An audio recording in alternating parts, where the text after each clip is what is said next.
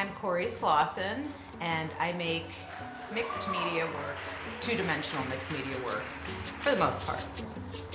But I also work in performance and other mediums.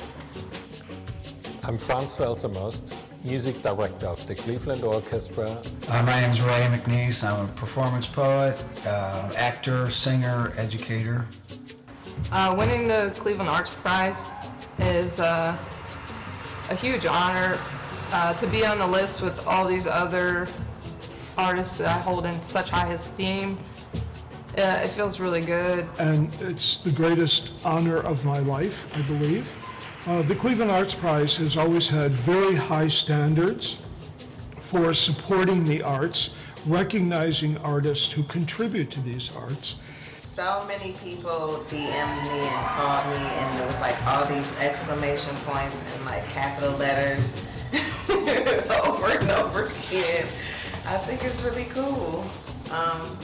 People have been really excited for us, even on the street. Strangers like, oh, you guys won the Cleveland Arts Prize. I'm like, hi, what's your name? Wow, isn't that neat when a fellow artist can encourage another artist and you feel like someone's watching your work and noticing, and it feels like, wow, someone's got my back and I feel encouraged.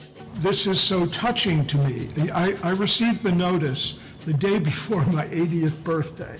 And I mean, talk about getting a great birthday card. There's something about the Cleveland Arts Prize where it's the people in your own community recognizing the work you've done and the impact it's had. And so, you know, in terms of recognition for all that effort, I mean, the Cleveland Arts Prize is the tops. I mean, it was such a joy getting the phone call when I got the phone call. And then I would like to thank the whole group of the Arts Prize people for honoring me in this way. An enormous surprise for me, and a really great honor. Thank you very much. And it's wonderful to be associated somehow with these real artists who are performing artists. I like that a lot. I was really not just excited, but inspired by this unbelievable community, and I hope I can give back a lot of what I've received. Winning the Cleveland Arts Prize is a real affirmation for me, for the work that I've been doing for years and for the work that I've done recently. So it means a lot. You know, the Arts Prize is recognizing people that are coming from a different perspective and validating their efforts. And I think that will help more people who are doing what I'm doing. It's really unexpected, and it just feels like a big honor. Like, I'm just really grateful to get this kind of recognition and this kind of support from my city. It's nice to know that people that are not necessarily showing up at our shows or following us in that more intimate way appreciate what we're doing. So it's nice to get recognized. And as artists, I mean, you know, to have this collective all recognized as a totality of our art is something that I really appreciate. It has like put a new battery in our back of like, oh, what have we been doing? What can we do next? And what does that look like? And who else can we bring into the fold to partake in in this moment of abundance? And when artists can support other artists, then we can start working together towards something great. I'm Corrie Slawson, and I make mixed media work, two-dimensional.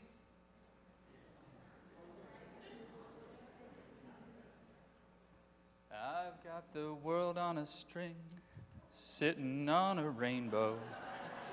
Got the string wrapped round my finger. What a world, what a life I'm in. Oh! Hi. Hey. Hey, guys. Hi. Look at all of you in person, wearing pants. So we're not virtual this year. Noted. Okay. How nice to have a podium. I've never been so glad to see a podium before. Is it hot in here? And cold at the same time? Okay. Well, anyway. Hi, everybody. Welcome to the 61st Cleveland Arts Prize.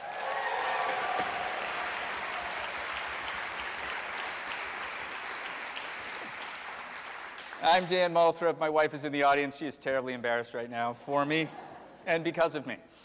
I am really glad to be back here and glad to be asked back, especially after the last time. We all know how that went. But between you and me, I'm really just happy to see all of you, to be around you, to be near you, in an audience among a crowd of all of you. You're beautiful, and I am happier than a poet with access to an open bar. I see you, Ray McNiece. Where are you, Ray? There he is. I am happier than Daniel Gray-Kontar at a designer scarf emporium. It has been such a long time since we've all been able to be together in person. I thank you for being vaccinated. I thank you for wearing your masks.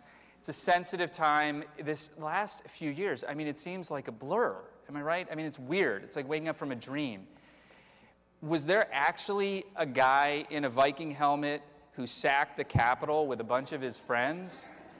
Yeah! That happened, right? And then you wake up from this dream and the Browns are like a strong football team? The Browns right now, we have 2 Pro Bowl level running backs, a quarterback who knows what he's doing, and a coach who's like the goddamn handsomest man on earth. That guy is like if George Clooney and a young Sean Connery had a love child. But don't lose heart. The Cavs are still mediocre-ish. And COVID is, of course, still with us. I'm about ready to break up with COVID.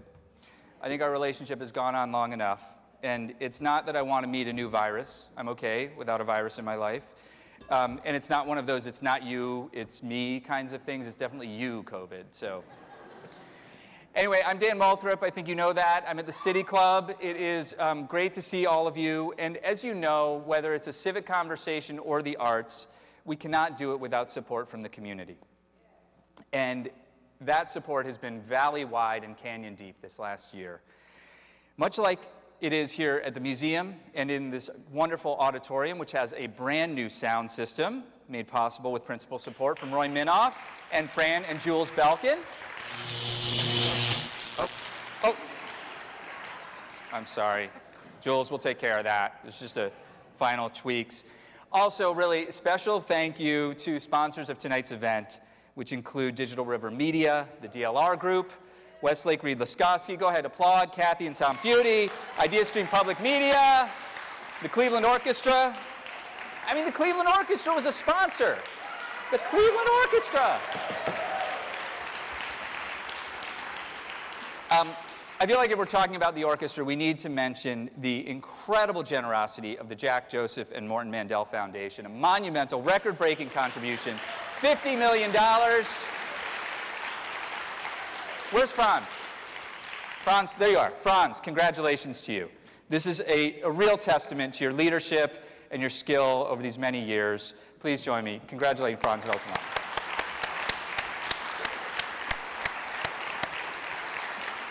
It's also so generous that you've consented to changing your name to Franz Welser-Mandel. It's hard to pronounce with the umlaut over the A. I find it hard to pronounce. Anyway, congratulations on that and on your special citation tonight. We're very proud to be and happy to be celebrating with you. And I've heard that all of Cleveland Heights is thrilled that you're bringing the orchestra to Severance Town Center.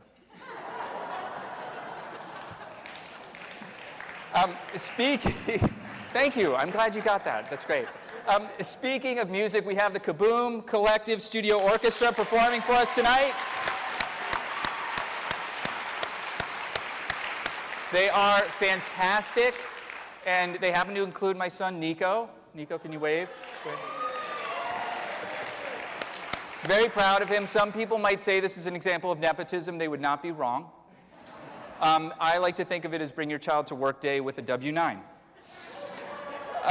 Anyway, Cleveland has undergone a lot of changes since we got together last. The controversially named Cleveland Indians have finally agreed to amend their name to a perfectly palatable Cleveland Guardians. Positive step, indeed. It's a very positive step. Now, we love our traditions, and this almost didn't happen. Now, nobody's seen this list outside of a tight inner circle, but I can share it with you. Paul Dolan said I could. This is the short list, the ones that didn't make it. Do you want to hear it? Okay. The first was, this can't be right, the Cleveland racist stereotypes. It was a bit on the nose, right? There was also the Cleveland Norwegian albinos. But that's sort of, I don't know, reverse racism. It's like a snake eating its tail. It's weird. There was the Cleveland white flights. Some unexpected political commentary there. And finally, the last one was this didn't make it either, the Cleveland militant vegans. It was a little redundant, they thought. Anyway, Cleveland, we also have a mayor's race, which is super exciting. We had the debate this week, right? A mayor's race, a real race, two great candidates, super different. One is a lawyer with a white shoe firm, and the other is a bank exec with a law degree who clerked at a white shoe firm.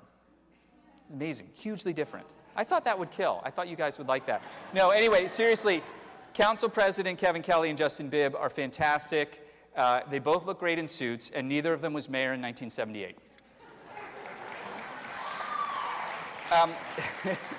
You know, in politics, too, there's also this slew of former Trump White House staff coming out with tell-all books, the latest coming from Stephanie Grisham. She was press secretary. And according to various media sources, which that's where I'm getting this because I haven't read it and I won't, but it contains shocking revelations, such as the fact that President Trump cuts his own hair. And it's revelations like that that make me think we need to discuss what the word revelation actually means. I mean, one look, you can do the math. It's not hard to figure out. You know, she also revealed that Trump loves the movie Cats, which to me is entirely appropriate. Much like the Trump presidency, I saw the film. I was afraid it was never going to end. But, of course, now that Trump has been exorcised from Washington, you'd think that Democrats would be on easy street, but as their failure to pass 2 infrastructure bills has proven, they are facing the biggest obstacle of all, themselves. Okay, in all seriousness, thank you for tolerating my jokes. The wonderful artists we honor tonight are representing the very best our society has to offer. We have a Broadway superstar, a powerful poet, a theater scholar, a classical conductor, a longtime arts curator, a merry band of music makers, a venue owner who has provided the launching pad for so many artists to blast off their career. We need all of these voices. These folks, yes, these folks are not just entertainers. They're not just here for our pleasure or our joy. They do that too. But they are our truth tellers. They are our light bearers, and we need them perhaps more than ever. Their numbers may be small, but their impact is great and mighty.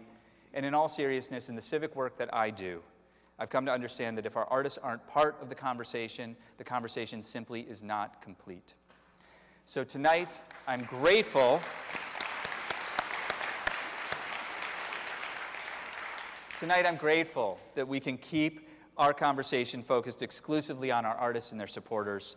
And without further ado, the 2021 Cleveland Arts Prizes.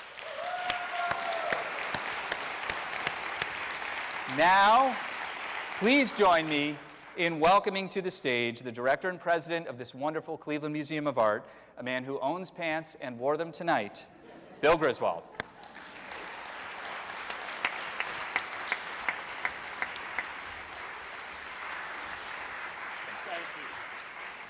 Thank you, Dan. Surrounded by music in her home as a child, Clara T. Rankin loved listening to her mother and her brothers as they played the piano, the clarinet, the saxophone, the trumpet, and the drums, as she did listening to the Caruso recordings that were so enjoyed by her father. She would grow up to study music at Smith College, earning a degree there in history. Upon returning to Cleveland after the war, Clara studied with Marie Kraft, who was head of the vocal department at the Cleveland Institute of Music, and thus began a lifelong relationship with the CIM, where she joined the board in 1951, serving until 2004 when she was elected trustee emerita. Clara contributed both to the selection of legendary pianist Victor Babin as president in 1961 and to fundraising for the CIM's new building in University Circle. And at a celebration in 2019, President and CEO Paul Hogle said, "This is someone who has worked tirelessly to ensure that students have opportunities to pursue their dreams of becoming the world's most talented classical musicians." Clara Rankin's love of music is manifest too, of course, in her decades of service to the Cleveland Orchestra, of which she is an ardent enthusiast and a devoted supporter. And she's also deeply engaged in the visual arts. Here at the Cleveland Museum of Art, she was elected trustee in 1967, and she remains a life trustee with a profound interest in each exhibition and each work of art that we acquire. Forever young, Clara was the first on our board to adapt to this new world of meetings on platforms like Teams and Zoom. Clara's list of contributions to the arts is far too long for me to enumerate here, as is the number of artists whom she has helped. I can think of no single person who has done more to earn a Cleveland Arts Prize, and so we are particularly honored to award Clara T. Rankin this year's Barbara S. Robinson Prize. Clara couldn't be here with us this evening. Nevertheless, thanks to the miracle of modern technology, we're going to hear from her by means of a video. Congratulations, Clara T. Rankin.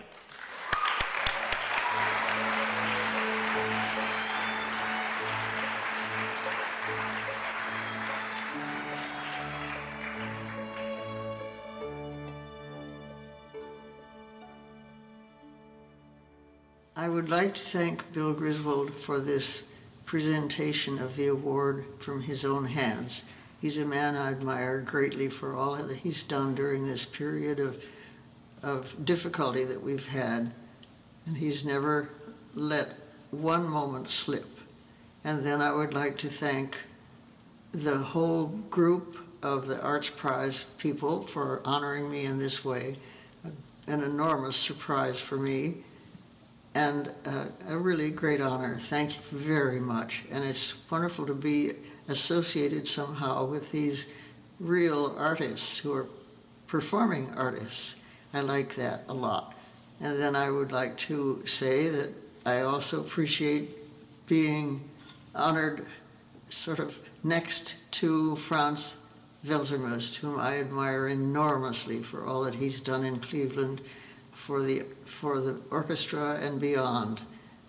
And finally, I just have to say that I thank Sangita Prashka for having the audacity to present my name.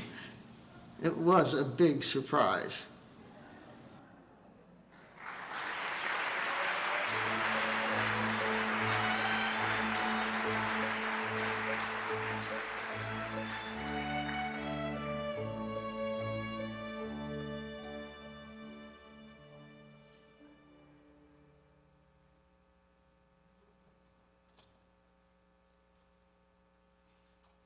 Please welcome to the stage 2019 Cleveland Arts Prize winner and poet of the people, Kisha Nicole Foster.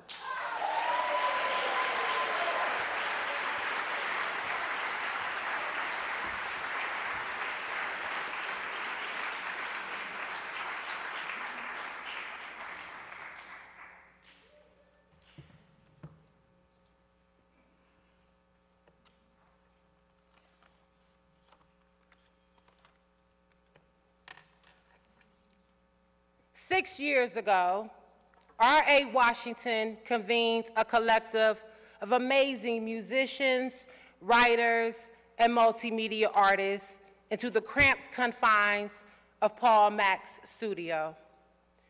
Group member James Longs recalls, LaToya was there, and she sang, and it was fantastic. And then Feek handed me a sheet of paper with lyrics and said, okay, just let me know when you're ready. And before you knew it, a majority of the first album was written and recorded live. What you may not know is that a black star was dimmed and left on the street to die out. And die out, the band psychologist, Gork, did.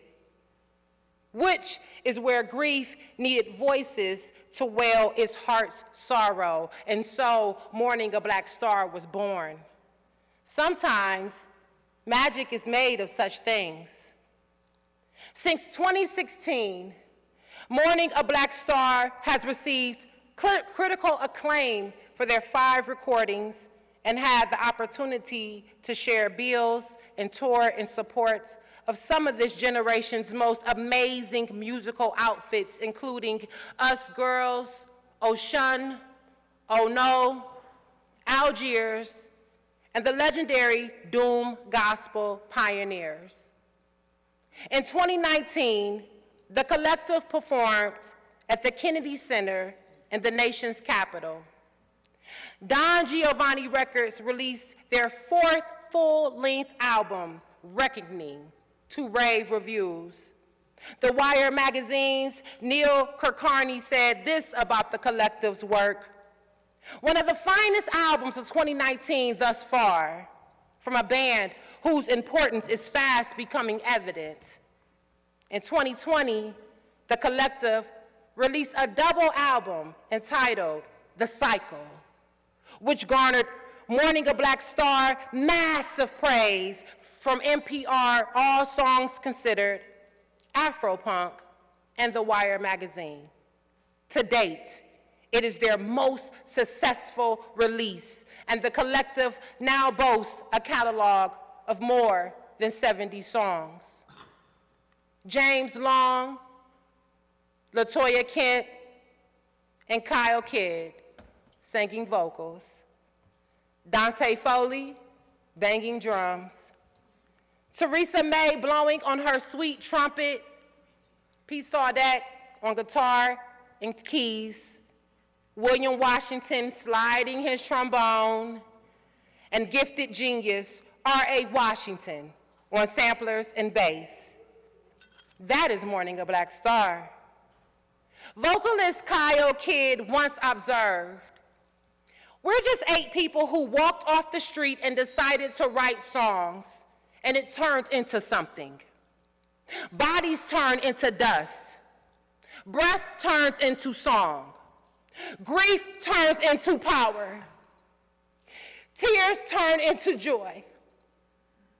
In this instance, death turned into 8 wonders of the world and transformed into something indeed. Sometimes magic is made of such things." Please join me in welcoming to the stage the Cleveland Arts Prize Emerging Artist for Music, Mourning a Black Star.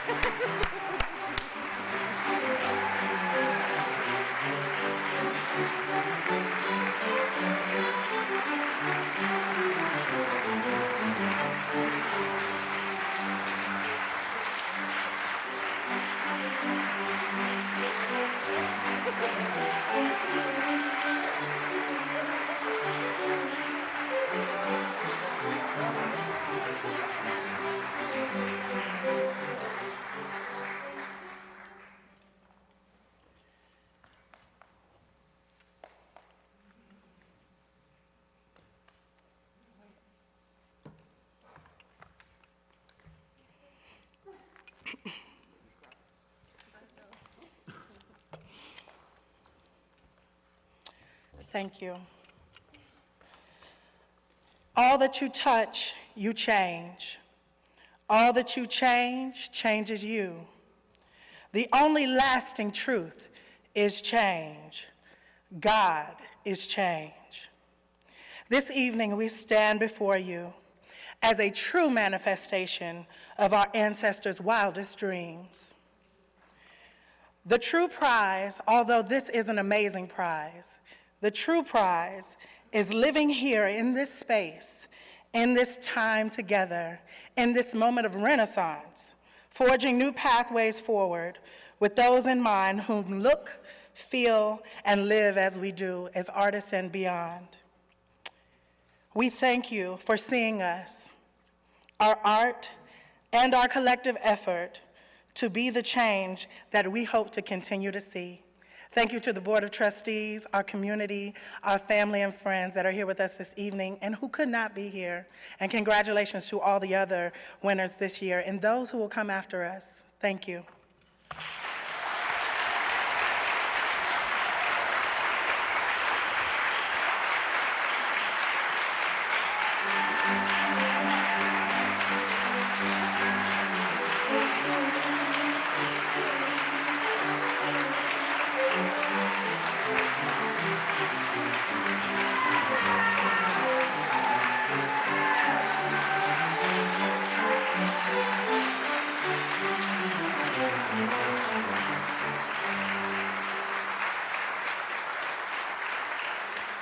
And now, 2013 Cleveland Arts Prize winner and owner of the art collection you probably envy, Fred Bidwell.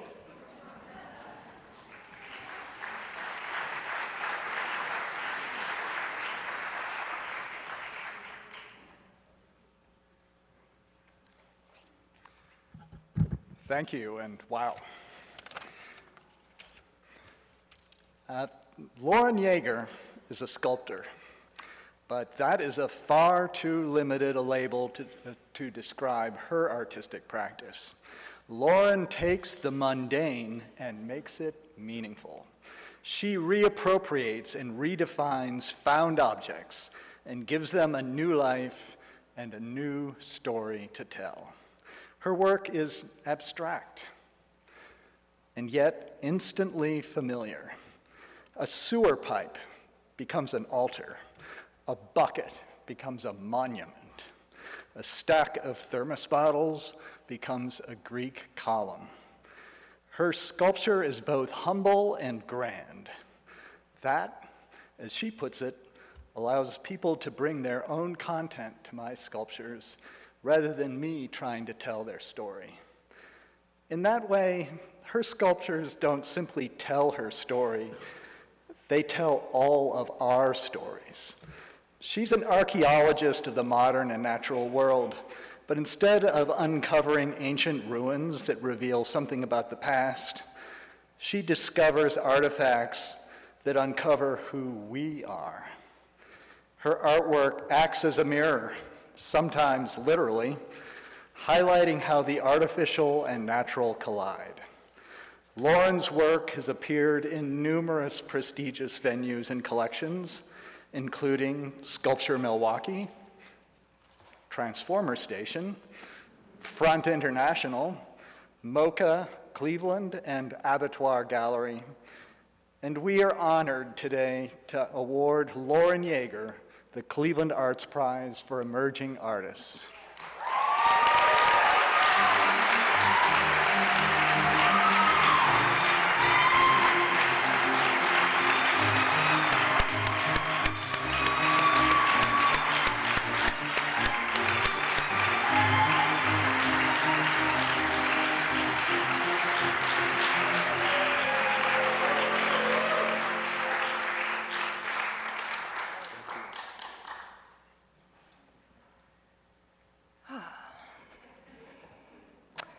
Thank you, Fred. I think you all saw the clips of me up there, so you know that this is not easy for me to talk. I guess I owe thanks to maybe 95% of this audience, and then the other 5% of you just for being here and smiling back at me and supporting me right now.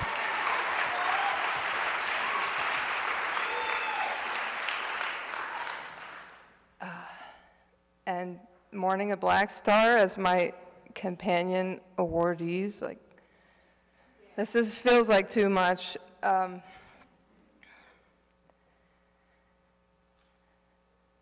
I guess I would like to dedicate this to a lot of people in my family, in my life.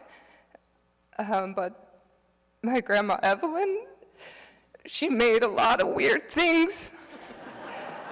And I think a lot of this comes from that. Thank you, everyone.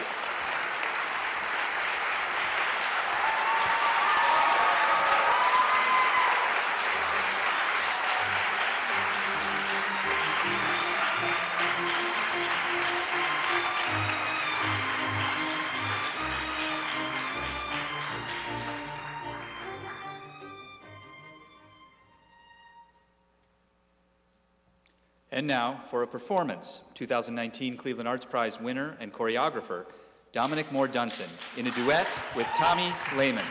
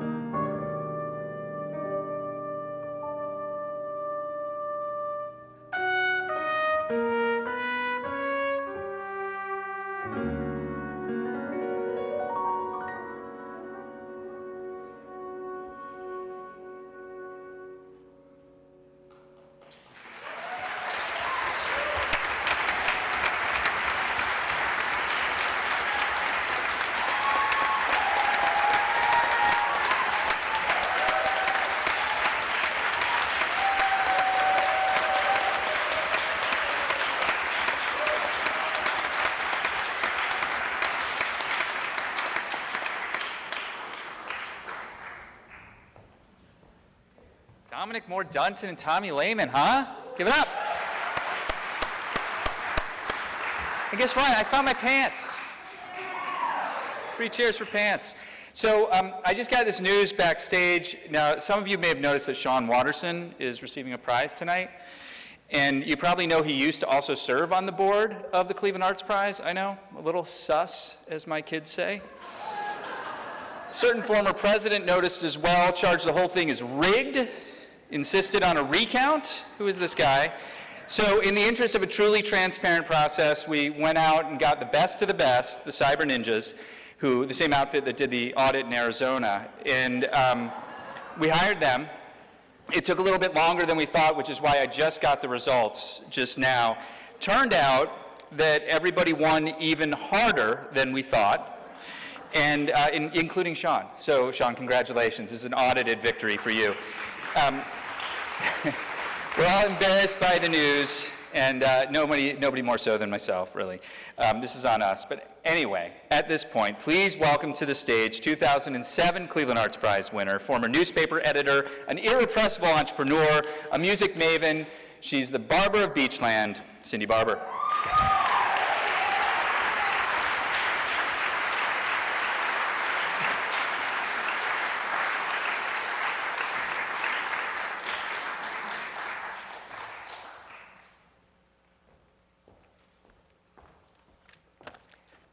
Okay, we're doing it live. Just a little aside.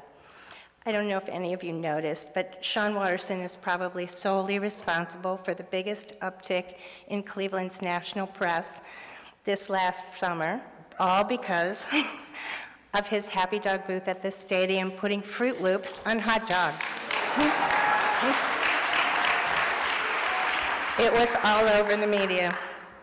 And somehow pushing hot dogs and creativity is all what Sean's about. 13 years ago, Sean was a former Clevelander living in New York when he got a call from his friend and musician, Sean Kilbane. They shared a lifelong love of live music and the arts in general, and I can attest to that. During that call, Kilbane suggested that they should buy the Happy Dog, little place on West 57th Street, West 58th. But just like that, Sean Watterson decided to go for it and became a Clevelander again. Since then, the Happy Dog, the dog, as we all call it, has become an important anchor in Gordon Square community, hosting hundreds of music events, and not just music events, but forum and civic affairs every week.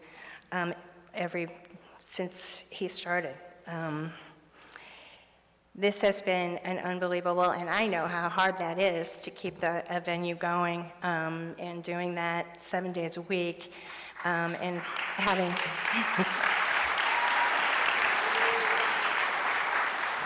he deserves this prize just for that.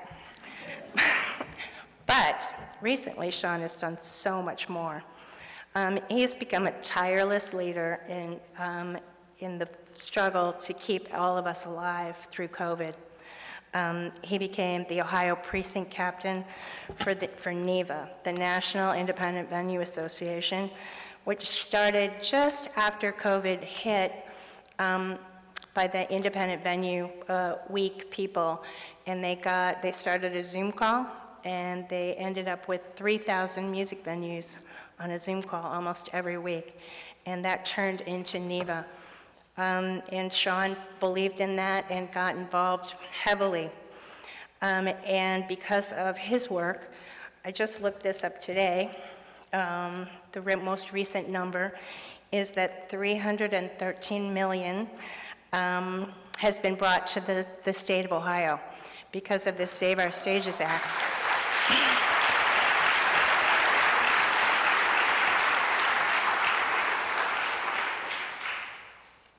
That means that Ohio is now the 6th highest state in the country with awards from the shuttered venues.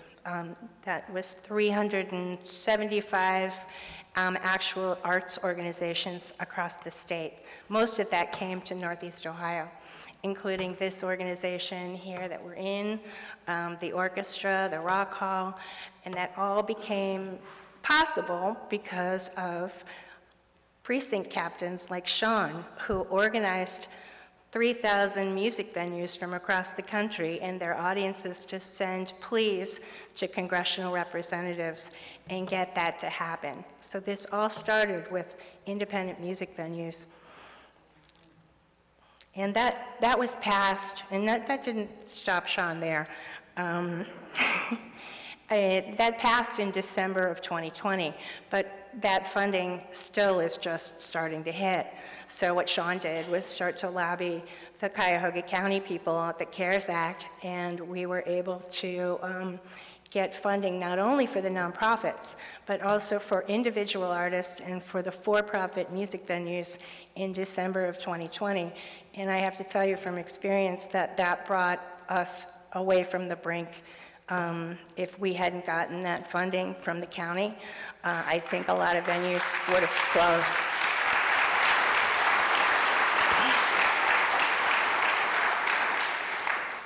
And all along this journey, Sean has gone out of his way to share the most recent data. Every week we have a venue meeting and he gives us a report. This is how much money has been sent out nationally. This is where we're at. If you're waiting, be calm, and he's kept us all calm because some of us have been really on the brink over the last little bit. So I am really hard-pressed to think of anybody who deserves this more than Sean Watterson. The Martha Joseph Award, I was really grateful to get it myself in 2007, so welcome to the club, Sean.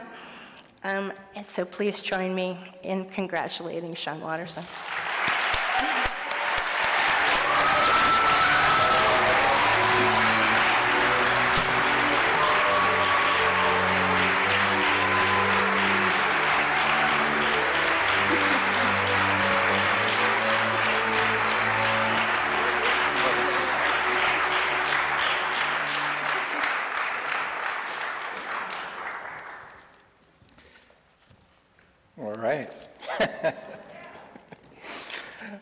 Thank you, Cindy. Thank you, Board of Trustees, for the Arts Prize. Thank you to the special prize jury. Thank you all for accepting a hot dog salesman into the club. I'm not an artist, but I love them, and will fight for them till the day I die.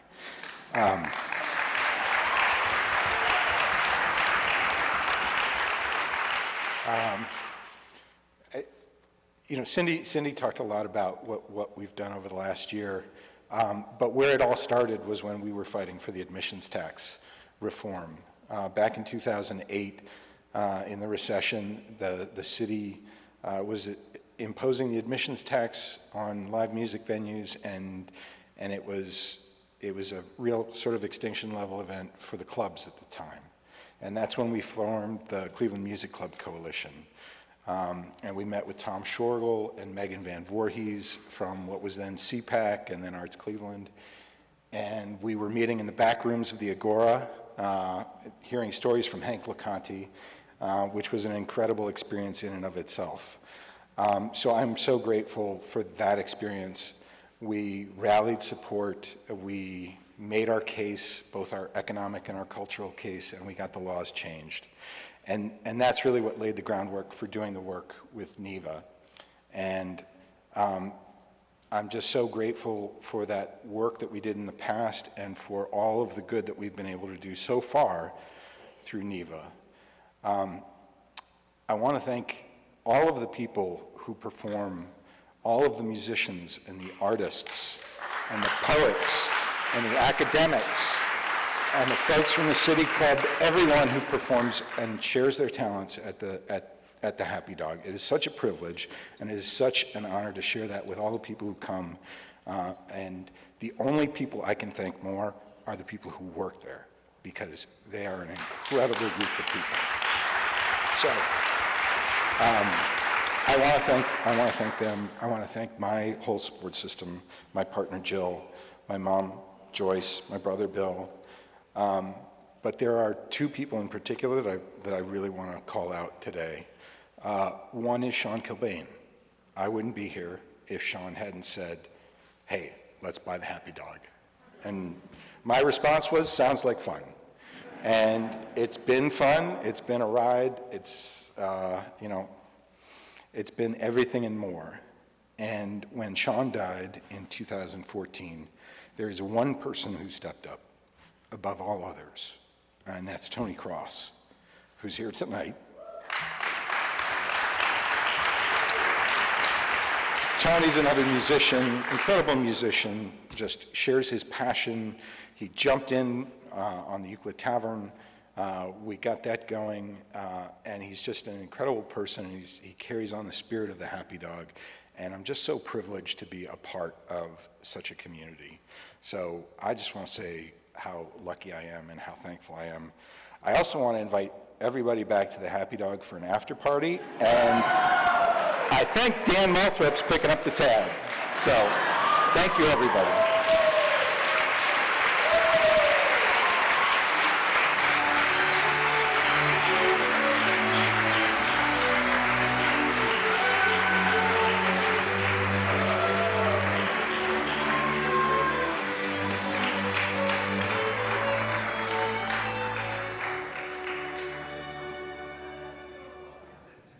The coordinator of the BFA Musical Theater program at Kent State University School of Theater and Dance, Terri Kent.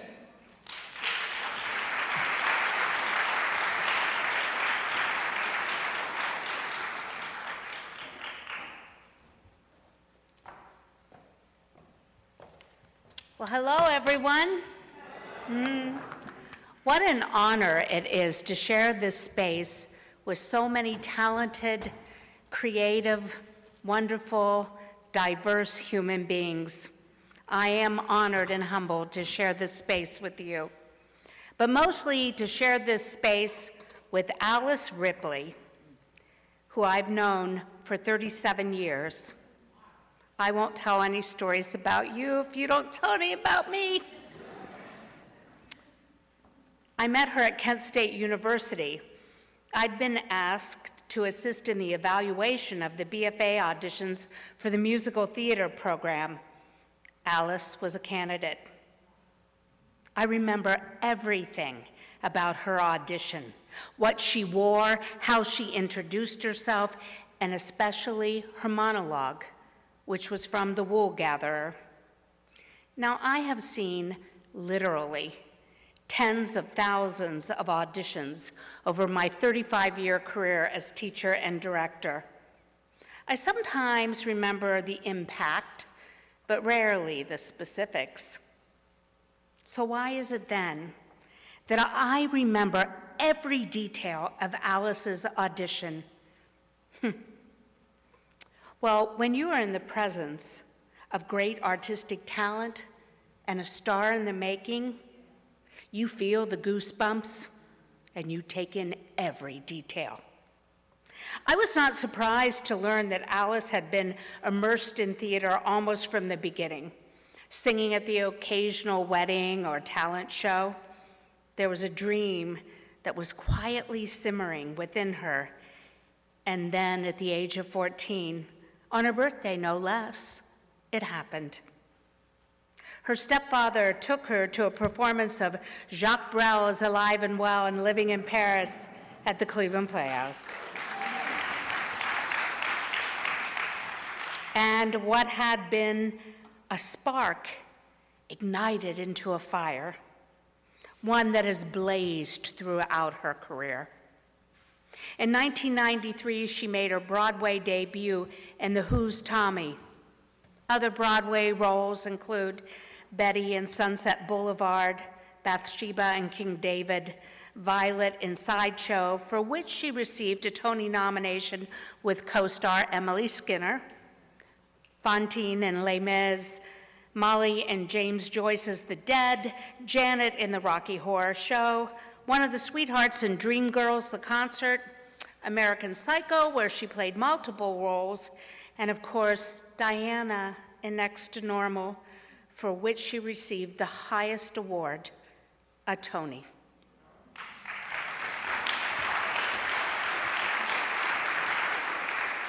On top of all that, Alice has released albums with her band Ripley, including the single Beautiful Eyes. She also performs as a solo artist. So you see, Alice has achieved the highest artistic merit, and she is indeed a Broadway star, as I predicted. God, I love it when I'm right. Alice's story is one that teaches us to work hard and dream big. It is with joy and a full heart, on behalf of the committee, that I present the Cleveland Arts Prize for mid-career to my friend and Kent State alumna, or back in the day as we used to call each other, Mabuja, Alice Ripley.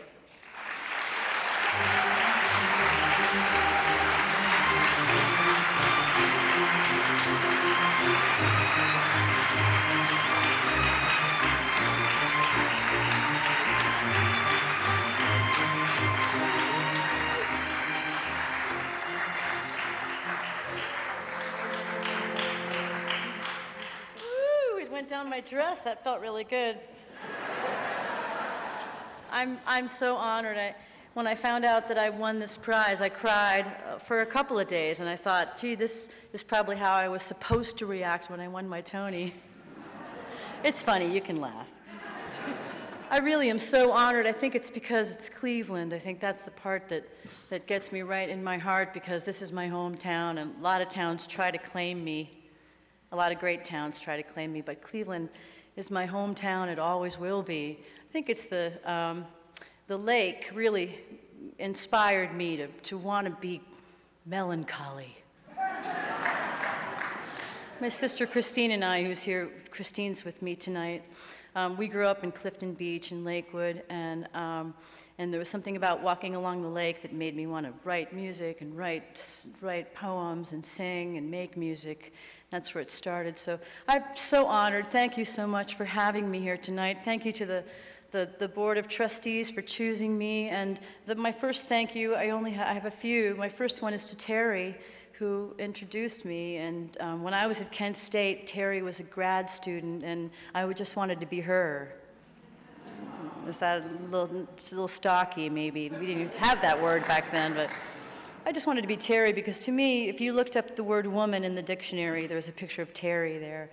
And she got to play all the roles that I wanted to play, and she was always, she took me under her wing, and she's such a great leader and an incredible artist. And thank you, Terri, for being here tonight. It means a lot to me that you were the one who introduced me. And I have to also mention my parents, my dad and my mother.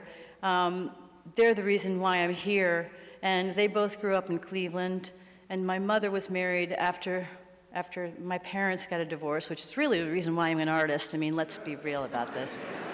My mother married a man named Bill Richard, and we were living in Lakewood with him, and that was when Bill was the one who took me for my birthday to Playhouse Square to see the production of Jacques Brel that was supposed to run for 3 weeks in the lobby area as an extra thing, and it ended up running for 2 years, and it saved Playhouse Square from the wrecking ball at a time when Cleveland was so depressed, and the only theater that was open was the Hannah Theater. Can you imagine if we had lost that?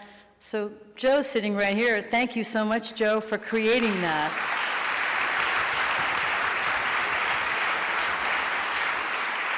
It's incredible to meet you. And that really is a true story, and I'm not exaggerating at all, believe it or not. And then the last person I want to thank is my sister Christine, who's my guest tonight. Christine's the one that called me up last year and suggested, she said, Al, I think you should apply for this Cleveland Arts Prize. I think that you might even win it. I think she said, you have to win it. You have to win this. And I was surprised and humbled and honored when I won. And what I see is this seems to me like an encouragement to keep going, to keep going and keep trying to come up with something new. It feels so, doesn't it feel wonderful, the fellow winners tonight? Doesn't it feel wonderful to be recognized, to know that somebody's watching? Because what we do, we make it looks easy by the time everybody sees it. We all know this because we've been practicing. Like Dominic, I think Dominic's performance is just sublime. I'm so moved by it. it just only looks like he was making it up. He wasn't.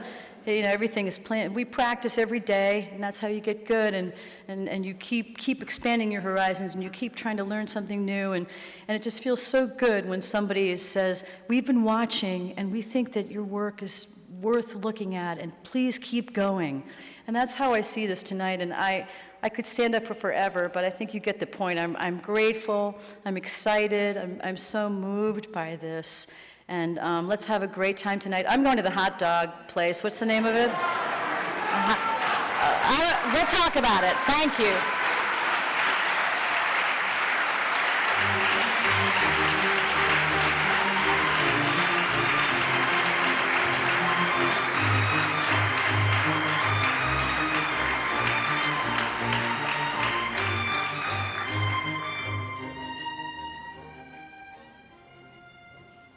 Ladies and gentlemen, 2018 Cleveland Arts Prize winner and faculty member at the Cleveland Institute of Art, Sarah Kabot.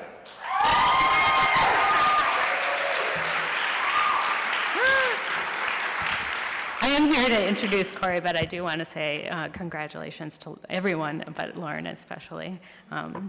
You're welcome, I love teaching you. Successful painter and artist, Corrie Slawson's daily life, art making, and advocacy for social justice are interlinked. Her stunningly intricate drawings and paintings mesmerize. Buoyant colors seduce a viewer, while the imagery hidden within shakes one into awareness. With each project, Corrie is more ambitious with her research and with the artwork. She has received this award this year, in part, for an extraordinary collaboration with Verve Ballet and environmental advocates. Together they conceived, designed, and executed a dance performance, Feast, which illustrated the impacts of income distribution on environmental deterioration. Writing the libretto, choreographing, rehearsing, creating sets, and performing a ballet, all under the pressures of the pandemic. I can't imagine. It was amazing to see. These dancers and environmentalists are only two of the many groups who have experienced Corrie's verve, artistic commitment, and nurturing. Early in her career, after graduating from Parsons in New York, Corrie was an art handler in Mount Menker at the Cleveland Museum of Art, immersing herself in the world-class collection. She worked closely with nationally known museum consultants Dennis and Kathy Berry on the development of the Spy Museum, and again with the Berrys on the Maltz Museum, while she simultaneously pursued her MFA at Kent State. For real. Corrie has welcomed international artists visiting Cleveland through Creative Fusion programs into her home with festive meals and lively conversation. And always, she has energy and fervor for her independent studio practice. Please join me in a round of applause for 2021 Cleveland Arts Prize for Mid-Career Artist, Corrie Slawson.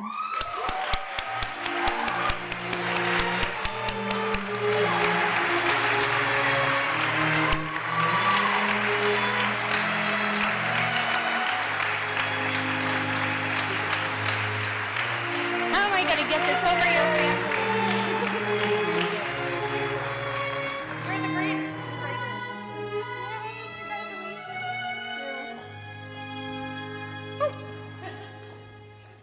Hi. I wrote a speech that I timed because I'm really kind of OCD, so I'm not gonna do that speech.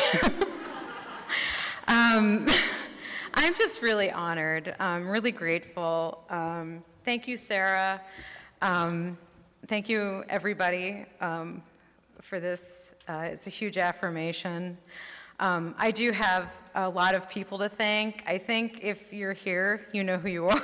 I've kind of told you, we've hugged, and I just sort of wanted to just kind of sum it up here, that, you know, my parents, who are both here, provided me with an education to be able to make the art that I've made, which is an enormous amount of privilege that I acknowledge that I had. I was surrounded by people who invested in me and loved me and cared for me, and I really am grateful for it.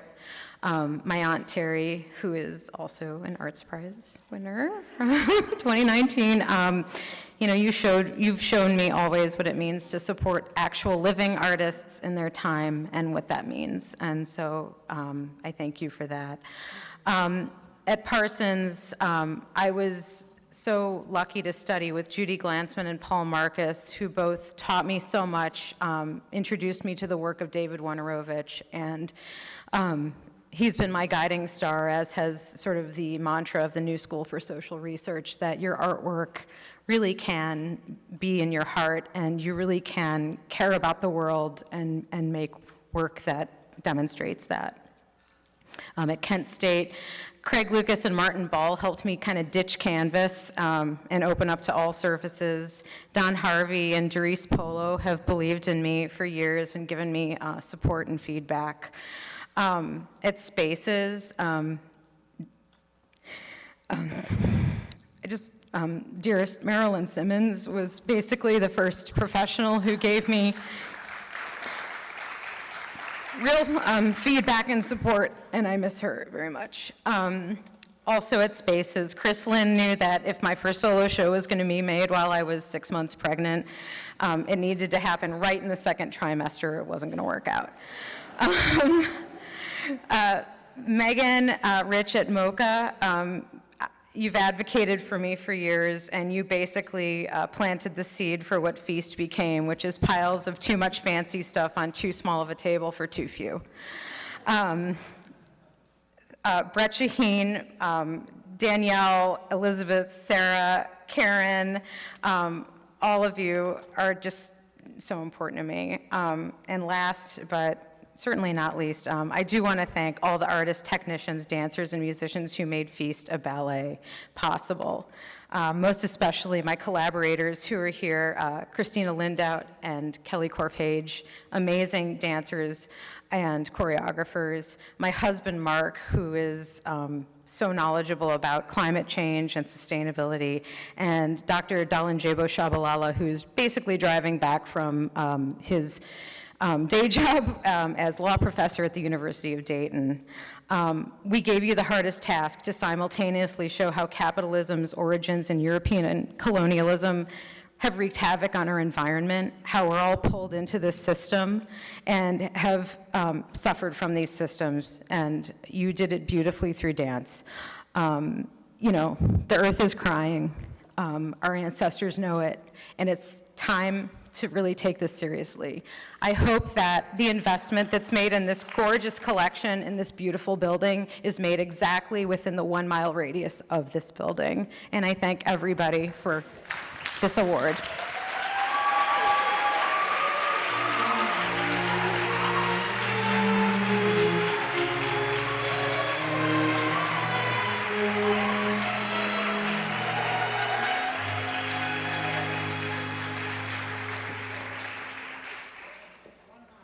He has played Severance, the Shanghai Concert Hall, Teatro Colón in Buenos Aires, and NPR's Tiny Desk.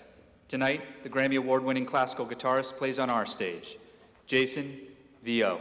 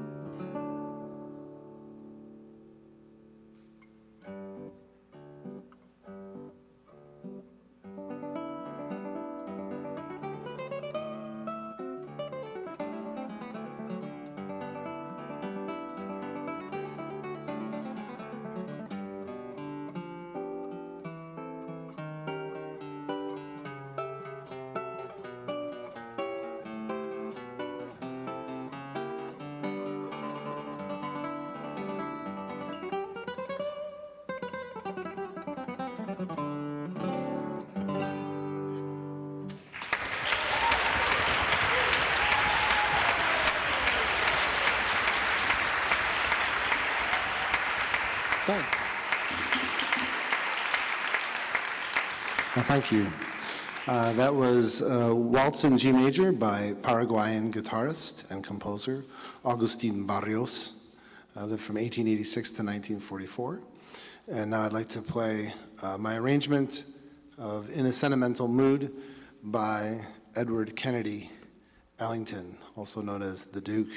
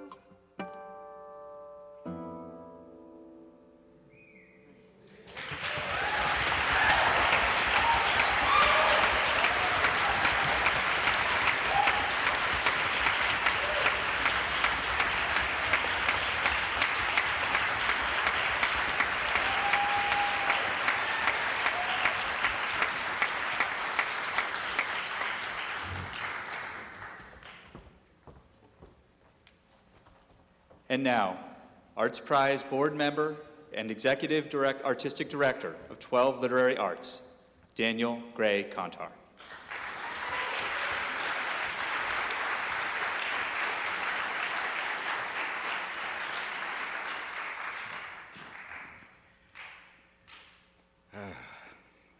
What a night, right? Ray, where you at? You know, man, it just hit me what I'm about to do right now.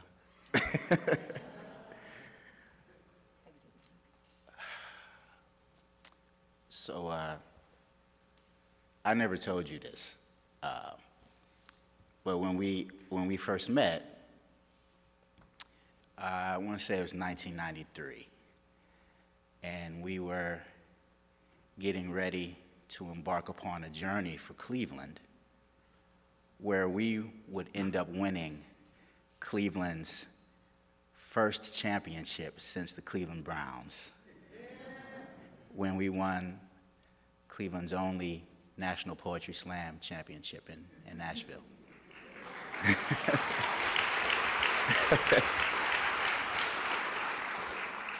And there was this, you had this way, man, there's this one poem that you got that's about your granddad. And the poem starts, I can't even do it like you, because it's so you. It's you capturing the essence of working Cleveland through your family and through all of the stories that you've been able to amass of everyday folk. And you embody them as you perform almost as them. But the poem starts, you work. And that's what you've done. So now here you are, my friend. Working all the while, looking good doing it, and smiling all the way. I admire you. So that wasn't part of this. So now I'm going to read what they gave me. But I love you so much, my dear friend. If you look up the definition of the poet, one might see this gentleman's face emblazoned on the page. He has lived and breathed it in ways that few in our nation could claim. It was high school when the first verse poured out of his breast onto the eager page, and from that moment he never stopped committing the sacred act of creating. Ray was brought up by working class parents who instilled in him a great love of reading, theater, and music. And eventually he found himself in graduate school on a scholarship and a writing thesis on Walt Whitman. Imagine that. About halfway through, he realized that the last thing that Whitman would want Ray to do is write a paper about him. Thoreau said, quote, poetry cannot breathe in the scholar's atmosphere, unquote. And Ray would seem to agree. He left graduate school behind to help the homeless and people suffering from drug and alcohol addiction, and all the while he continued to write poetry. Not that he didn't try some other things along the way. He had tried writing novels, but as Ray puts it, poetry is a jealous muse. Once I started writing poetry, that was it for me. Ray has now authored 11 books of poems, monologues, and CDs. And he is a writer in residence for Ruffing Montessori School and fronts the band Tongue and Groove.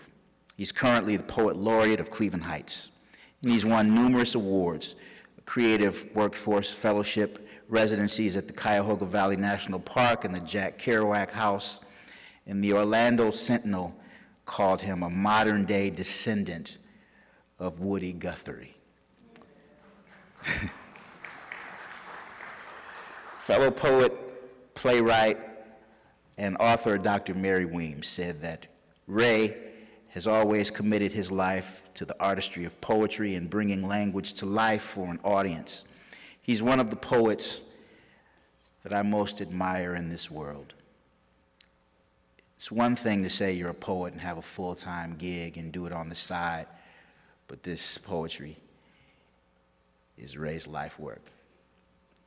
You worked, buddy. We're delighted to present this Lifetime Achievement Artist Prize to my dear friend, Buddy Ray McNiece.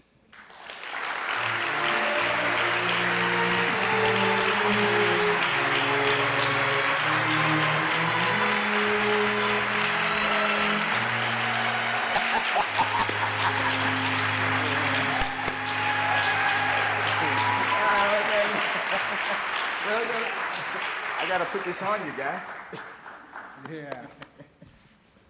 Well, Daniel's too modest to say, but he was the Paul Warfield of that '94 championship team, right there.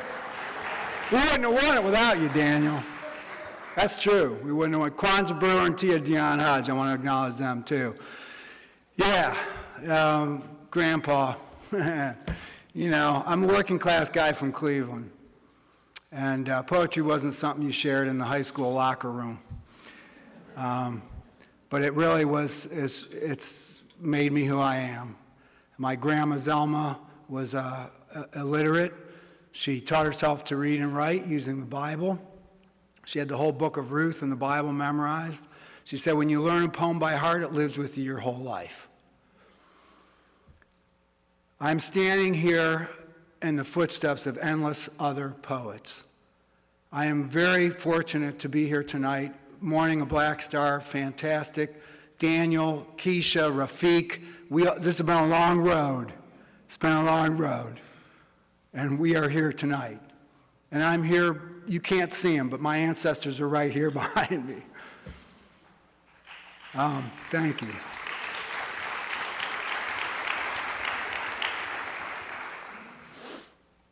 I've been really, really fortunate. I've carried Cleveland all over the world. I was on Good Morning Moscow. You work, buddy, you work, you work. 60 million people from the Baltic Sea to the Bering Straits heard that poem. I was in a Roman amphitheater, 10,000 people. They heard my grandfather's voice. They heard Cleveland. They heard who we are and where we come from. Yeah, I got a little bit of a rusty chip on my shoulder. I got a burning river running through my rusty heart. I got a burning river running through my rusty heart. This town made me who I am.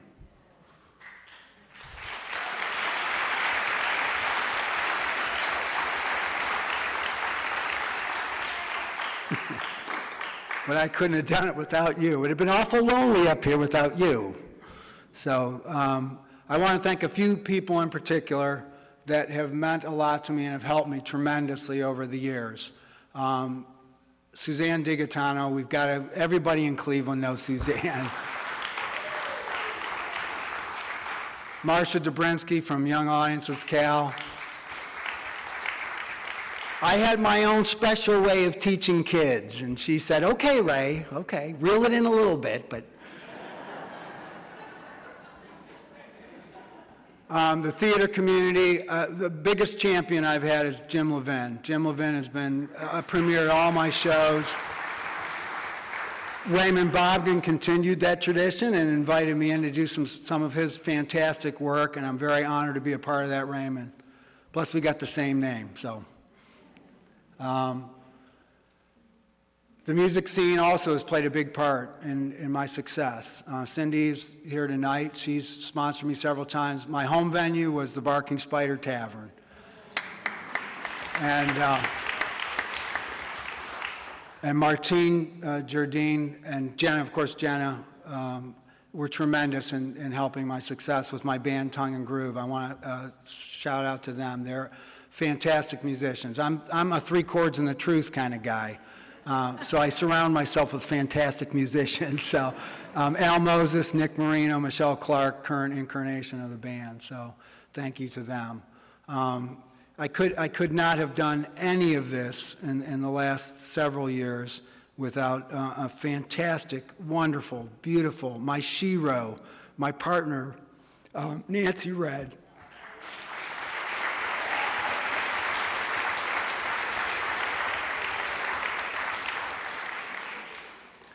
My mom, my mother, do what you really want to do, buddy, and don't hurt anybody. And don't let the laundry pile up. My sisters, Patty, Colleen, Kathleen, Maureen, and Mickey. It's like, Dad, please, no more Irish names. I've got my dad's coat on and my dad's tie. My dad was a song and dance, he was a dental equipment salesman, but really he was a song and dance guy. I was really lucky to grow up in a household where my parents sang show tunes to each other.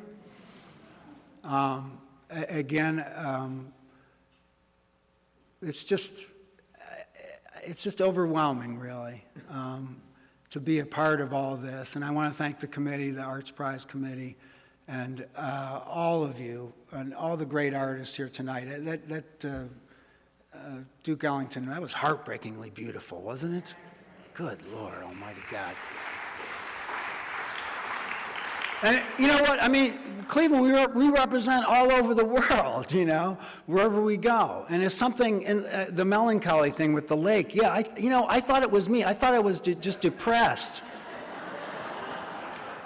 until I moved away. And then I realized it's not me, it's Cleveland. But for some reason, Cleveland calls me back. I love this place. I love this town. I love its people. I love all of its people. We make this town what it is. And this institution, Cleveland Museum of Art, the Cleveland Orchestra, I was lucky by accident of birth. I was lucky to be born in such a place that would foster and nurture my own creative impulses. And I thank you so much. I thank all of you. Oh, wait a minute. I want to thank Rob and Carrie Jackson. My friends, and especially their daughters, Cassandra and Samantha, because family is a really big part of my life. And they have really opened up their hearts to me, and they've helped me quite a bit over the years. So thank you so much. Thank you all, Cleveland. Thank you.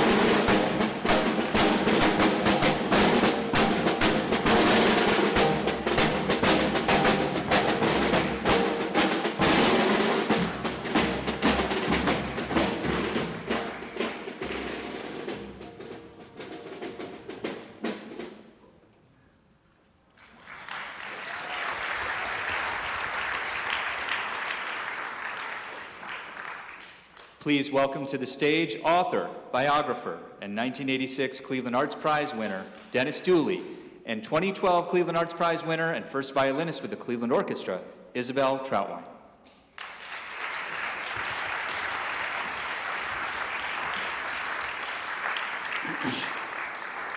It's great to be here. Well, over the years, people have asked me why this or that famous artist or author from Cleveland never won the Cleveland Arts Prize. You can think of the names. And I say, well, it's because they were working in the years before there was a Cleveland Arts Prize. So over the next 12 months, in partnership with the Cleveland History Center of the Western Reserve Historical Society, we'll be recognizing 60 of those amazing people, 12 in each of the 5 fields the Arts Prize is given in now. And here's the best part. Other eminent institutions are joining us in this year-long, citywide celebration of Cleveland's past masters. Here are some of the people we'll be celebrating. Dancer, choreographer Eleanor Bukla, who grew up in Cleveland's Hungarian neighborhood, was, it turns out, almost single-handedly responsible back in the 1930s for creating an audience for modern dance in Cleveland. The female Shalom Aleichem, that's how Dorothy Silver described Martha Wolfenstein, a wonderful Cleveland author who died prematurely at the age of 36 in 1906. Thanks to Faye Charlton and Radio on the Lake Theater, there'll soon be a link that will let you hear her stories read. Cleveland public librarian and would-be author Mary Alice Norton was told only boys read science fiction, so she wrote over 300 books and stories as Andre Norton and won every award in sight, translated into 9 languages, in fact.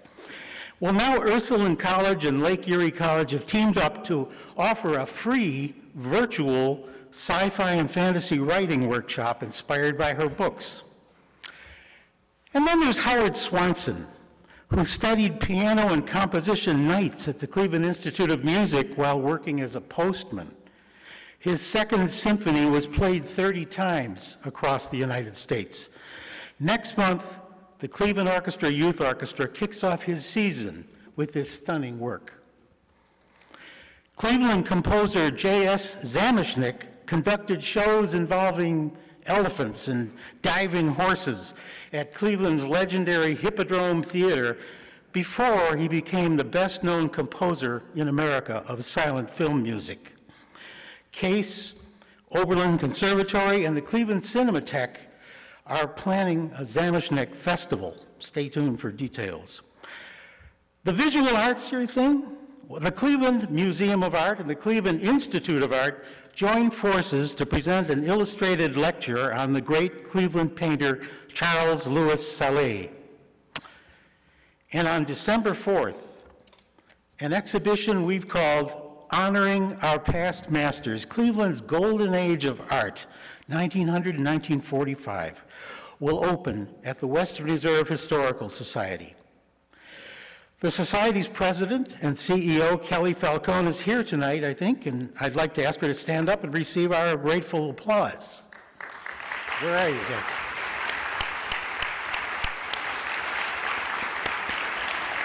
Oh, yeah. Great, good to be working with you. And Dennis Berry.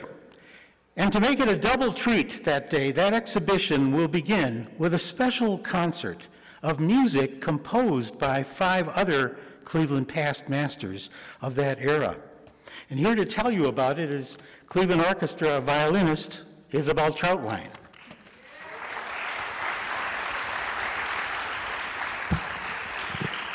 Thank you, Dennis. It's really thanks to you that I've become fascinated with the rich history, the music history of Cleveland, long before I had really even thought about it. You know, we all know the stories of wonderful musicians and conductors who came to the scene after 1918, after Adela Prentice Hughes had founded our orchestra. We know of the establishment of CIM and the music settlement. But who here even knew that the famous composer Dvorak had at least 3 Cleveland students? They all traveled to Prague to study with him in their youth, and all of them returned to Cleveland and made their lives here. One of them, Dennis just mentioned, was the director of the Hippodrome. Have you heard of the Hippodrome? It was this gigantic theater downtown. It had water features. They could have elephants. Apparently they had 3 elephants, and when they went around back, they would change their costumes, so it seemed like they had more elephants when they... Just fantastic, right here in Cleveland. Who knew that, right? I didn't.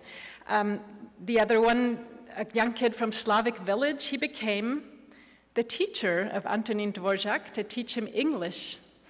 Before Dvorak came to New York famously, and where he wrote then his New World Symphony. So who else? Okay, who knew about Johann Beck? There was actually a Beck orchestra here before the Cleveland Orchestra. He wrote a sextet in 1888, and it was hailed by critics as the foremost composition of its time, yet written by an American. We're going to be playing a movement of that work. Never been printed, so it's kind of amazing to pull out these, handwritten scores from the Cleveland Library. So Cleveland's classical music scene was rich and international many years before I'd really thought about it. And I thank you, Dennis, for leading me into this rich history. So on December 4th, 7 colleagues will be presenting music for you. And I hope a lot of you come, even if you think, oh, that's not for me. It's amazing to look at our city in this way.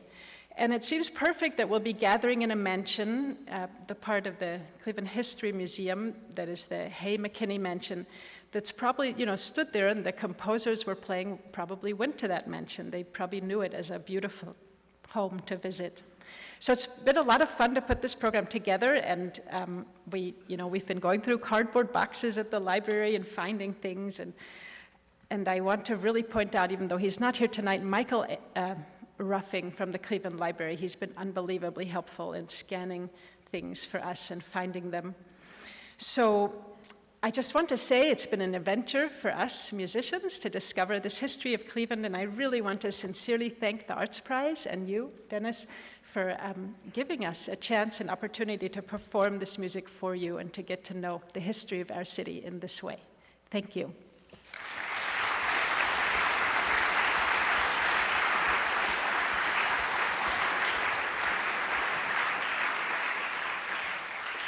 And now, the President and Chief Executive Officer of Playhouse Square, Gina Vernaci.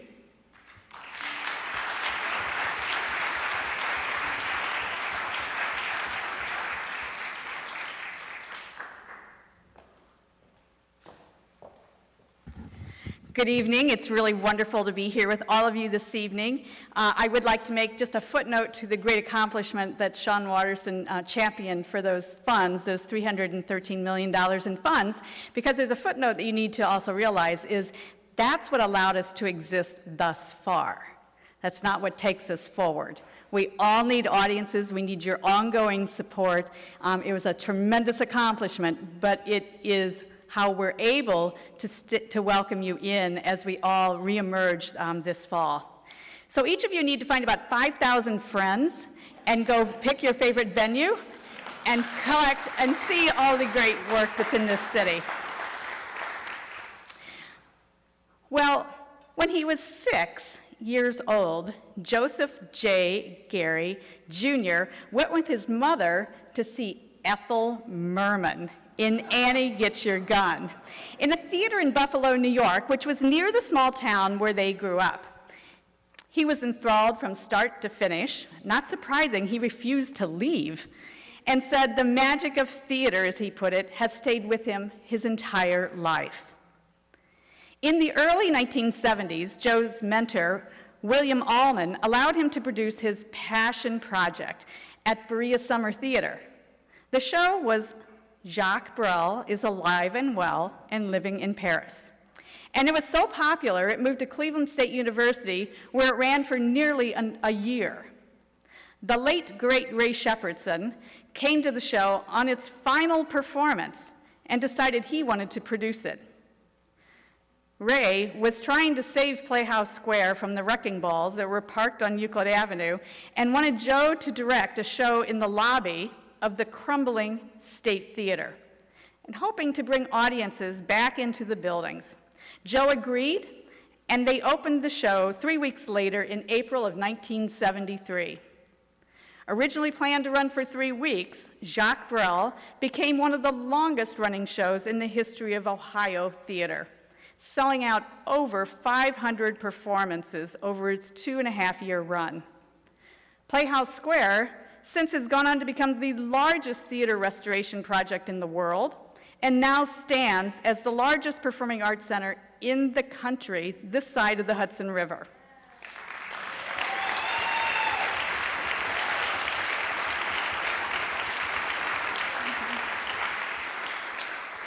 Along with his late partner, David Frazier, Garry hosted the Telly Awards.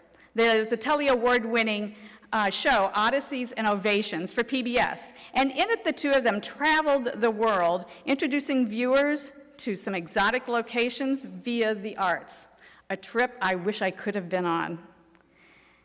As yet, one more contribution to his beloved Playhouse Square, Joe is happy to be the host, as are we, of Broadway Buzz, a series of pre-show presentations for the Key Bank Broadway series, which I might mention Joe does that solo act before every performance in that Key Bank season. Each show is here for 24 performances.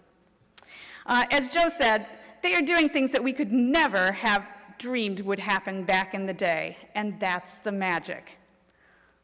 As a tribute to Joe, in the month of November, when we welcome our Broadway audiences back to Playhouse Square, all of our digital assets will be shining his glorious achievement with this honor tonight. Yeah, it's really wonderful. The Cleveland Arts Prize created the Robert P. Bergman Prize to acknowledge and applaud those rare leaders whose life and work are illuminated by an energetic and inspiring dedication to a democratic vision of the arts.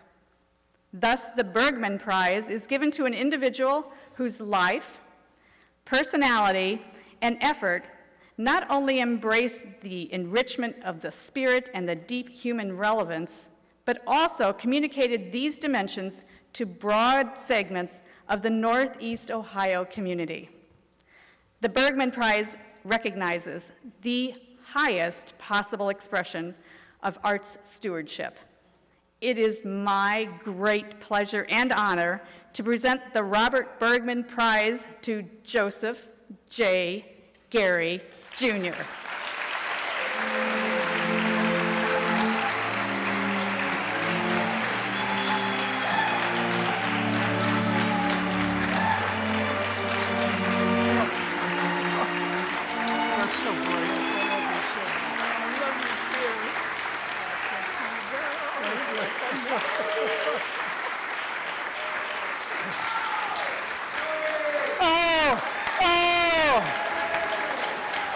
To be in a theater again, to be around artists again.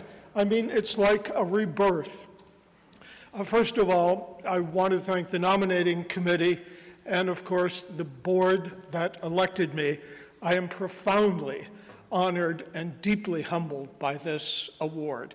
I think all of us as artists know we don't work for the awards.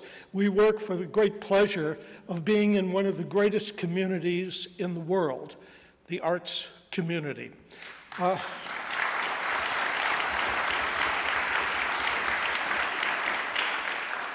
want to thank my parents who encouraged me to be me in a period when it wasn't very popular to be me, and encouraged me to work in an art form that was so contrary to their nature. It was nothing they understood.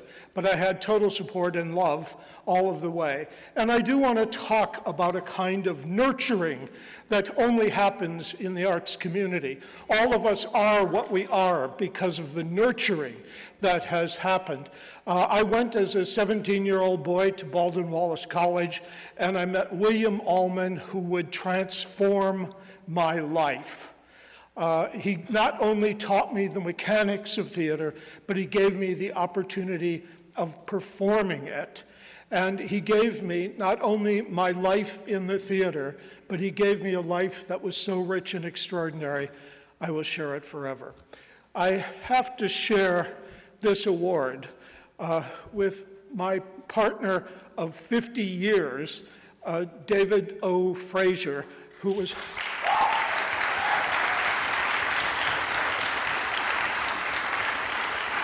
a brilliant actor, character. He lived his life in capital letters.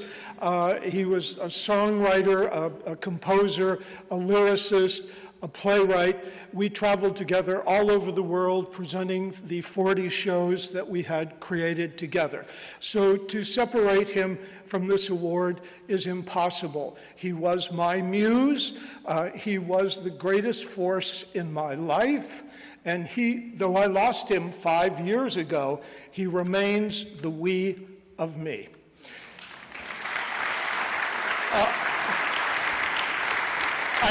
I have many students here tonight, which touches me. For 30 years, I had the greatest pleasure of working at Cleveland State and to have the pleasure of nurturing young people who have this sense of wonder about the theater has been an extraordinary experience. So to you, I have to publicly confess, I got much more from you than you got from me.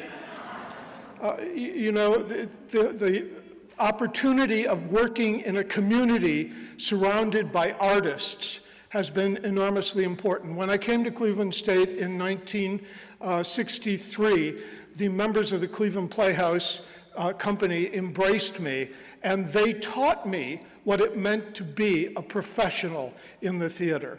And for that, I am enormously grateful.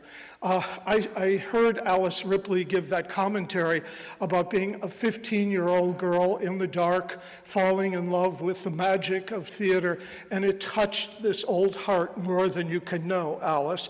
But I have to tell you in return that I had the greatest pleasure of sitting in the dark once again, and sadly I was not 15, I was well in my 70s, when I saw you perform two of the most amazing performances that Broadway will ever see in Sideshow and Next to Normal. I mean, you remain a consummate and seminal artist, and I'm very grateful to have you in my orbit. We've tried all these years to know one another. I've been writing love letters to her forever. I took David when he was very ill in a wheelchair to New York. We staggered into the second row of the theater only to hear an announcement saying Alice Ripley will not appear tonight. And so David screeched and gave a performance of a lifetime. He should have won a Tony for his. But we missed you there. But we finally have had the Arts Prize as a way of finally meeting in person. And I hope we will remain friends forever. Thank you. And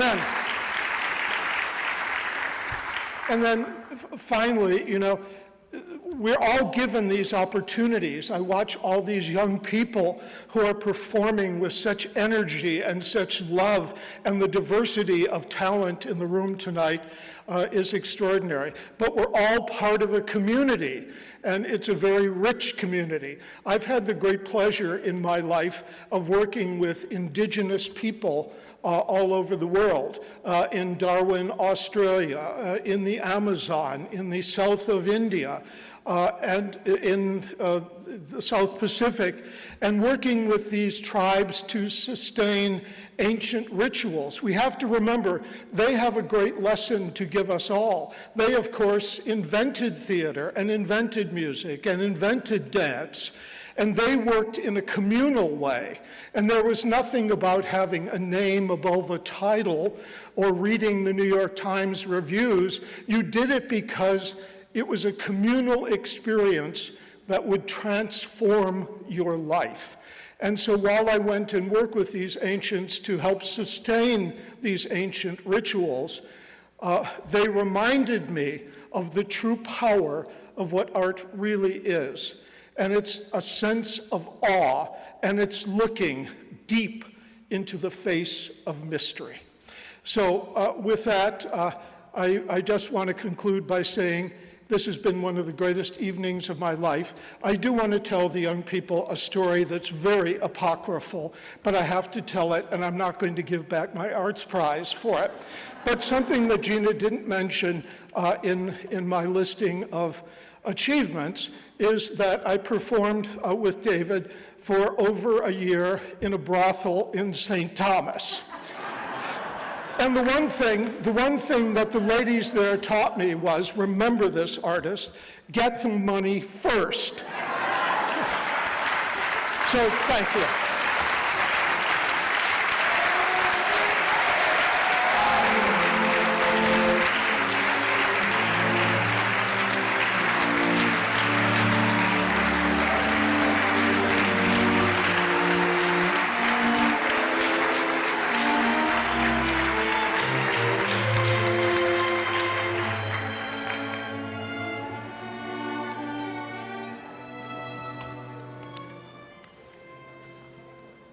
Please welcome to the stage the chair of the Cleveland Arts Prize Board of Directors, Howard Freedman.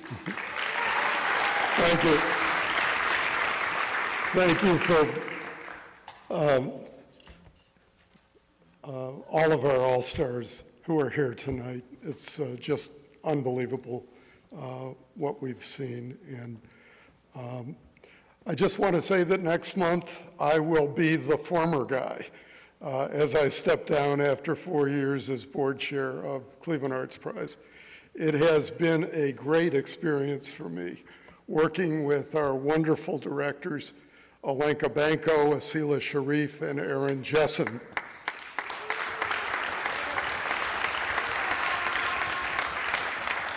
Not to mention an amazing board of trustees whose diligence as unpaid volunteers has lifted Cleveland Arts Prize even in these difficult times.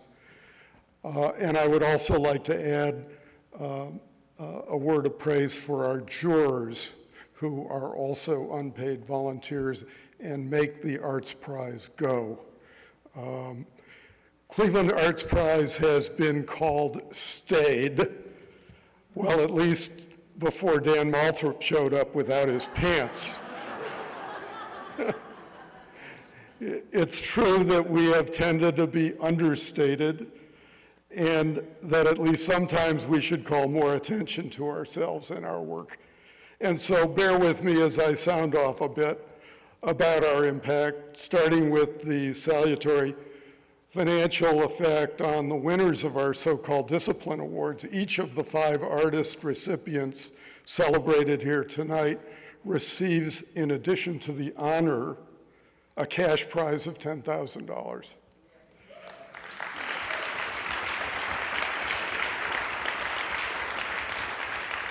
Every year, including this one, Cleveland Arts Prize also distributes scholarship money.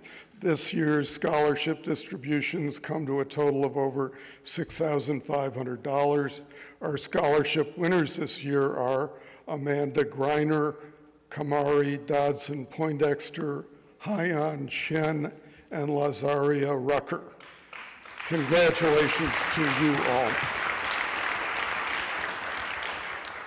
One more thing, in 2022, after a year's hiatus to reformulate, Cleveland Arts Prize plans to reinstate its Verge Fellowship Program. We do this in concert with the Cleveland Foundation to provide meaningful funds to artists who are beginning their professional careers in Northeast Ohio. All of this, together with our better-known programs honoring our artists and arts community leaders as we do tonight, is in service of the Cleveland Arts Prize goal to elevate Greater Cleveland as a center for the arts of worldwide importance. Thanks to the Cleveland Museum of Art and the Great Cleveland Orchestra, Cleveland has a giant head start when it comes to international prominence. It is a great strength for our community to build upon. For Cleveland Arts Prize, community means all of the people of our region. We are determined to welcome all who are interested to join with us in our work. For us, there are no artificial barriers to entry. Our diversity is a source of strength. Why would we deny ourselves that strength? The answer is Cleveland Arts Prize will not. And so we invite you, we invite all the people of our region, volunteer with us, join our working committees, our juries, apply for an Arts Prize. Again, all are welcome. Thank you very much.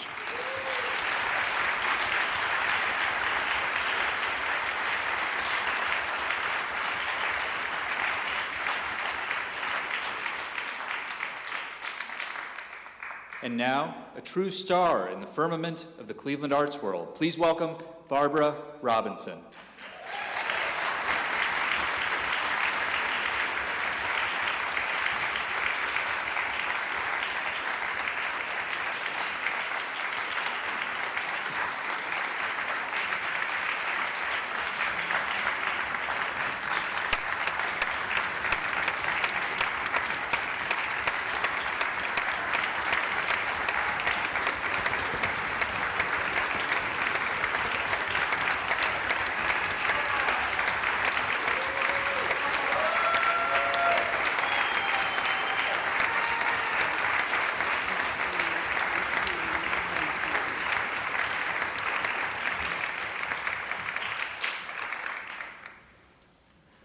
Good evening.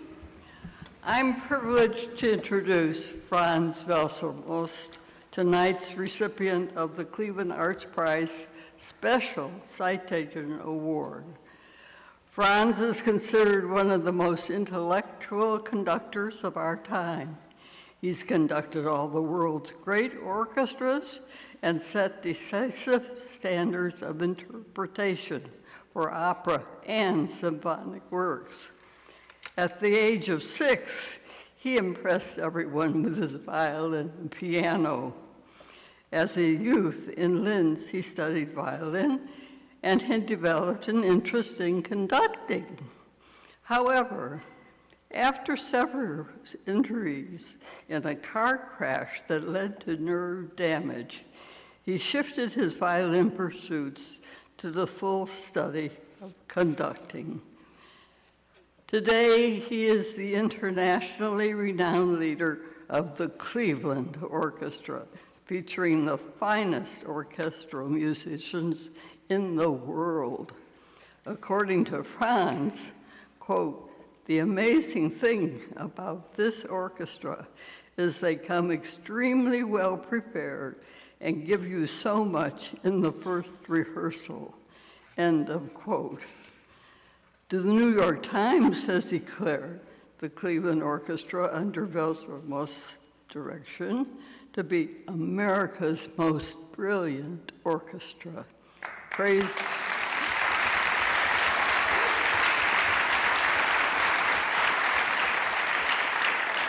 The Times goes on to say it's praising its virtuosity, its elegance of sound, variety of color, and its chamber-like musical cohesion. Franz has twice appeared on the podium for the Vienna Philharmonic's famous New Year's concert.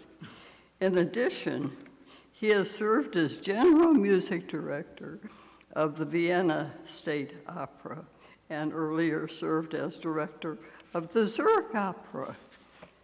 In 2019, Maestro Welser-Möst was awarded the Gold Medal of the Arts by the Kennedy Center for International Committee on Arts to recommend him as someone who recognizes a long-lasting impact on the international arts community.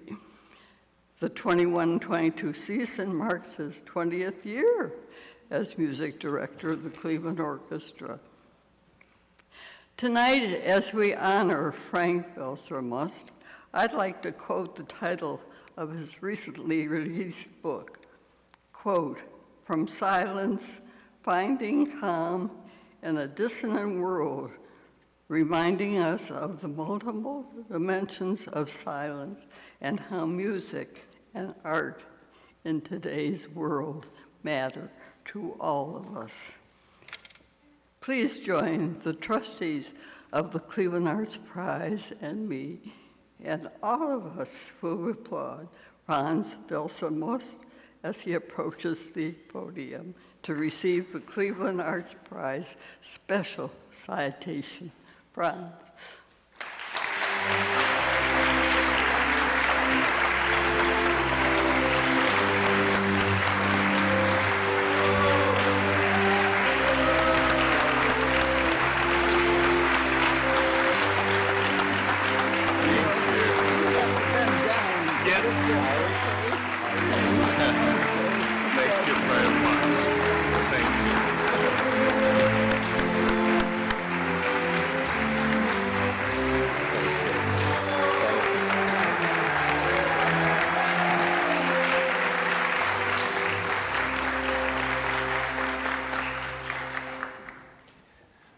Thank you, Barbara.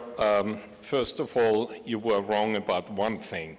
When I started playing the violin, I don't think I impressed anybody. Bravo to Kabot.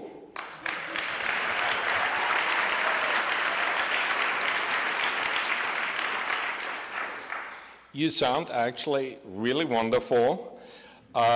If you want to get into the Cleveland Orchestra, talk to Isabel. It's tough, but it's worth it. There are two things which I wanted to mention. I get asked, traveling all over the world, what my personal highlight was in my career.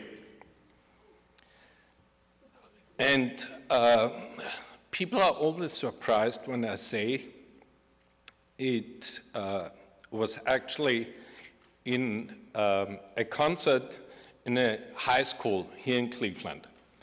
And actually that's one thing I'm proud of, that I'm the first music director since 1921 who conducted the orchestra in a school here in Cleveland.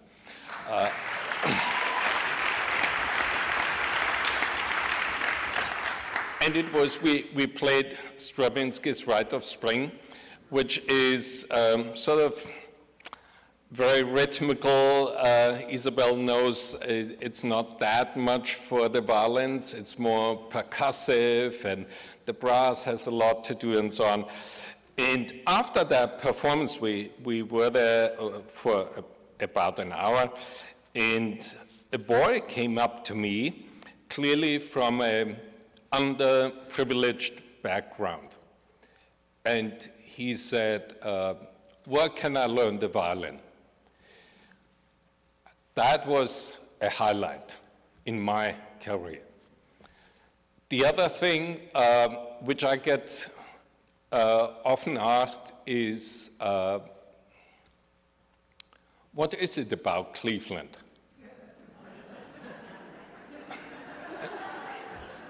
And especially, you know, coming from Middle Europe, the Viennese thought they invented classical music. They still think that.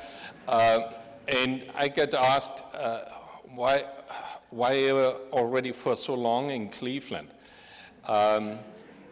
It's simply, I've never experienced better working circumstances in my conducting life than here. Barbara mentioned that the musicians always come extremely well prepared, and I always say about the Cleveland Orchestra, they have an enormous pride, but they're not arrogant. And the Cleveland Orchestra could not be what it is without you, without this extraordinary community. 19 years ago, more than 19 years ago, you welcomed my wife and me with open arms. golden hearts.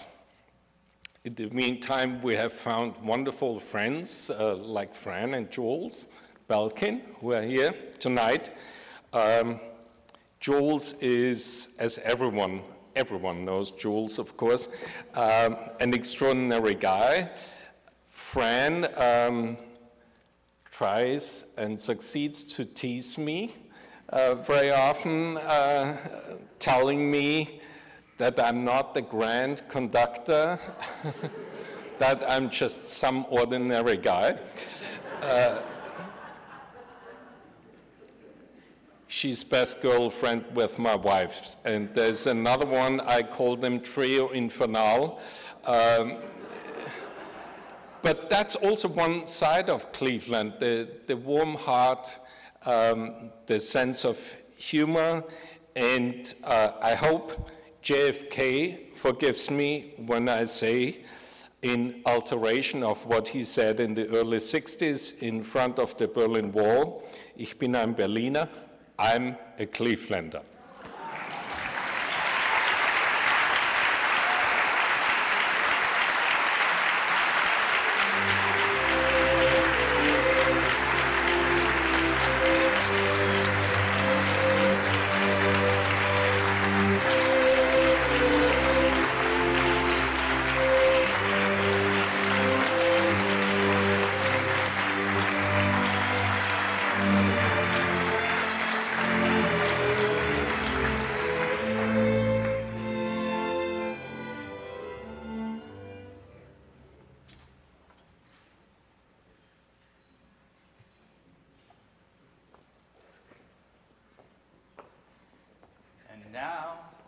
The end is near, and both my feet are clearly hurting. Undo my tie, I no longer need to stand up straight or tuck my shirt in. We have had a show that's full. It's time to beat traffic and hit the highway. But more, much more than this, tomorrow is an off day. Listen, thank you everybody for coming tonight. Give yourselves a round of applause and give our winners a round of applause.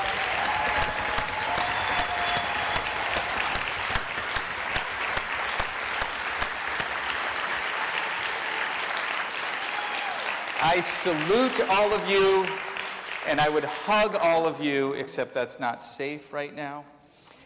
Thank you for coming out. Even during this pandemic, it is hanging on, and we continue to be resilient.